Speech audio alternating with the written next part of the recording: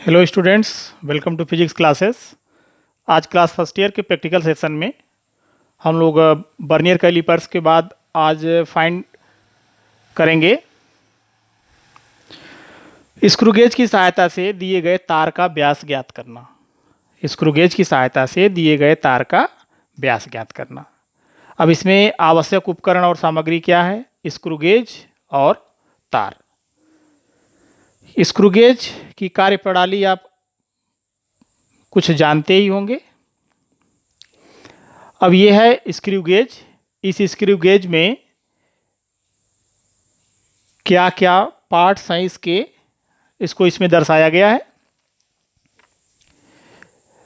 ये आप देख रहे हैं, यह स्केल, इसका सर्कुलर स्केल कहा जाता है, वृत्तीय पैमाना।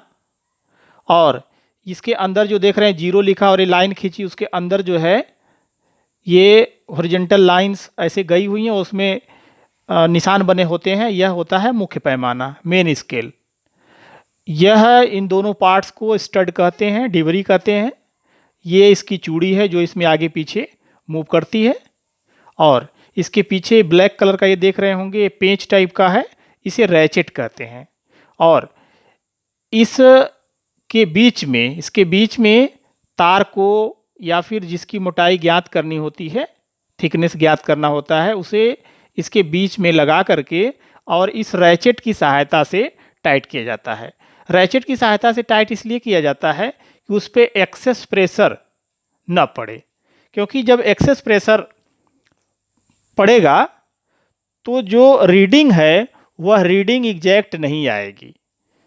तो जैसे यह है, तो अगर इसमें टाइट कर रहे हैं तो ये देखिए, ये किर्र किर्र की आवाज़ करने लगता है। इसका मतलब है कि अब इससे अधिक इसको टाइट नहीं किया जा सकता है।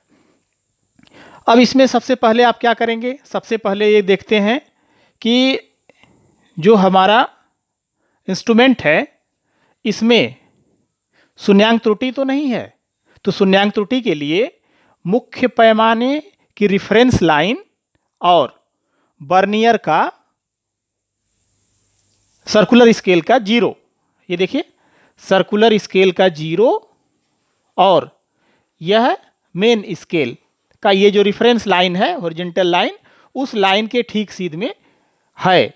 अगर है तो इसमें कोई शून्यांक त्रुटि नहीं है, और अगर ऐसा नहीं है, जीरो आगे है या जीरो उस लाइन के पीछे है, तो इसमें शून्यांक त्रुटि है।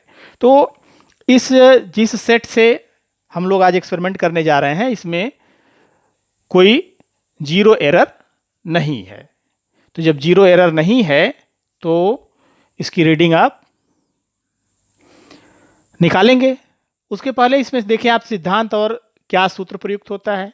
तो स्क्रू गेज का अल्पतमांक होता है चूड़ी अंतराल बटा वृत्तीय पैमाने पर बने कुल खानों की संख्या।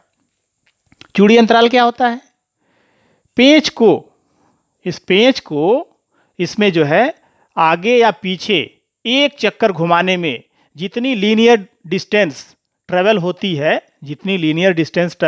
है, उस लीनियर डिस्टेंस को इसका चूड़ी अंतराल कहते हैं। तो जो स्क्रू गेज होते हैं इसमें जो है दो पार्ट होंगे। एक तो होता है कि सर्कुलर स्केल पर 100 खाने बने होते हैं। जैसे यहाँ पर जो सेट है इसमें सर्कुलर स्केल पर 100 खाने बने हुए हैं। कुछ ऐसे होते हैं जिस पर 50 खाने बने होते हैं। तो अब यहाँ पर स्क्रू गेज का अल्पतमांक हो गया चूड़ी अंतराल बटा वृत्तीय पैमाने पर बने कुल खानों की संख्या।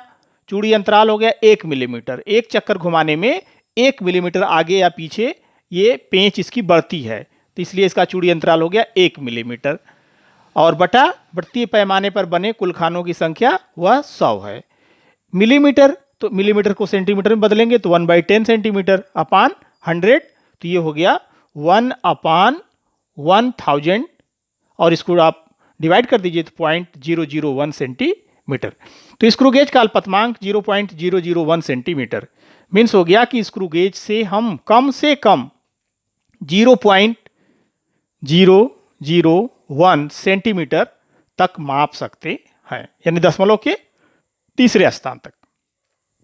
अब स्क्रू गेज द्वारा जो लिया गया कुल माप है उसके लिए क्या यूज करते हैं? मुख्य पैमाने का पाठ्यांक प्लस वृत्तीय पैमाने का वह खाना जो रेफरेंस लाइन के सीध में है, गुणे स्क्रू गेज का अल्पतमांक, और अगर कोई शून्यांक त्रुटि है तो चिन्ह सहित शून्यांक त्रुटि को घटा देते हैं। अब जो है आप एक्सपेरिमेंट की रीडिंग लेंगे, तो रीडिंग के लिए आप देखिए, तार को इसके बीच में लगा करके और ये टाइट कर दिया गया, किर किर की आवाज करने लगा।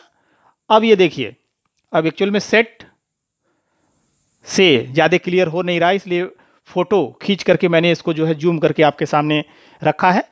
अब आप इसे देखें तो इसमें आप देख रहे होंगे कि तार को तो हमने टाइट कर लिया।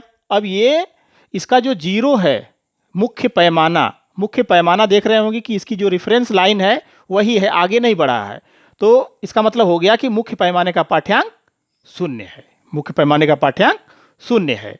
अब हम ये देखेंगे कि जो सर्कुलर स्केल है वह सर्कुलर स्केल कितने डिवीजन शिफ्ट हुआ है। तो यहाँ पर आप देखिए, तो ये 40 और 1 खाना, और अब इसको और क्लियर करने के लिए आप ये देखिए, इसको और थोड़ा सा जूम कर दिया गया। अब ये देखिए, ये लाइन हो गई, इस लाइन पर कट कर रही है, ये हो गया 41 जो है डिवीजन हो गया। तो अब इस 41 में इसके लीस्ट काउंट 0.001 से मल्टीप्लाई करके और मुख्य पैमाने का पार्ट जो है जोड़ देंगे। क्योंकि तार की मोटाई हर जगह समान नहीं होगी, इसलिए तार को हम कम से कम 2 या 3 जगह पर इसकी रीडिंग जो है निकालते हैं। जैसे इसकी दूसरी पोजीशन है, तो इसकी पोजीशन को, तार को घुमा करके इसके बीच में जो है ये टाइट कर दिया गया। अब आप ये देखेंगे कि अब इसकी रीडिंग क्या होगी। तो आप ये देख रहे होंगे कि पहले तो 41 था, लेकिन अब 41 नहीं बल्कि 41 2 3 43। अब इसे और क्लियर देखने के लिए आप इसको यूज करें, तो 44 है। तो ये देखिए, ये हो गया जो है 40 41 2 3, और ये जो रेफरेंस लाइन पर आ रहा है ये है 44। तो सर्कुलर स्केल जो कि CS सर्कुलर स्केल का जो डिवीजन है CSD है, ये हो गया 44, और इसे ऑब्जर्वेशन टेबल में हम नोट कर लेंगे। अब इसके बाद एक रीडिंग और निकाल लेते हैं। इसकी पोजीशन को हमने बदल दिया, तार की पोजीशन को बदल करके, और फिर जो है ये देखिए इसको टाइट कर दिया। टाइट करने के बाद अब ये देख रहे होंगे कि इसकी जो पोजीशन है, यह मुख्य पैमाने का पाठ्यांक यहां पर क्या है 0 है, लेकिन बर्नियर का जो पाठ्यांक है,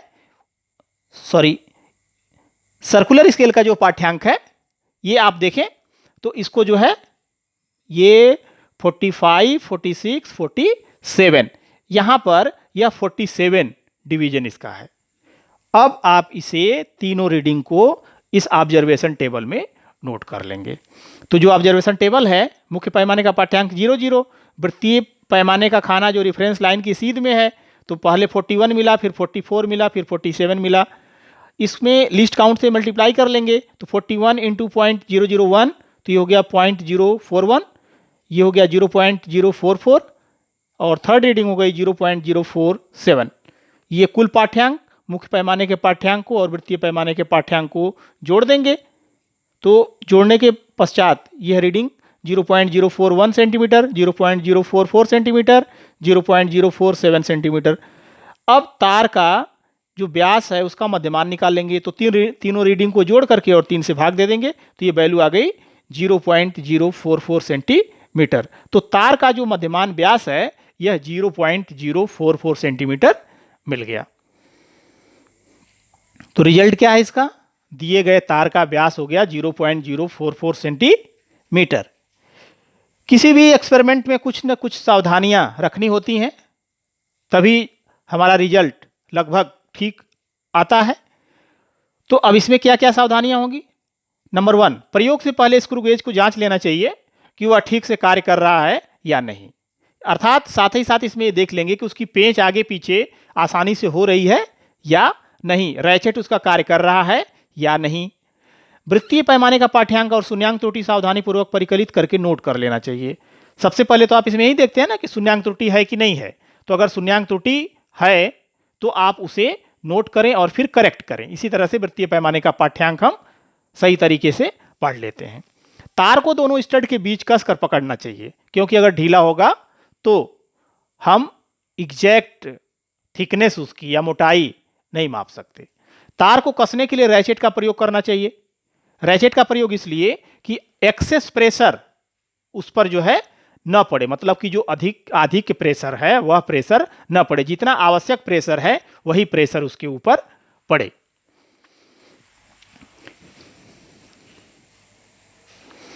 अगर आप इस चैनल पर नए हैं तो चैनल को सब्सक्राइब कर दें और वीडियो को लाइक और शेयर करें।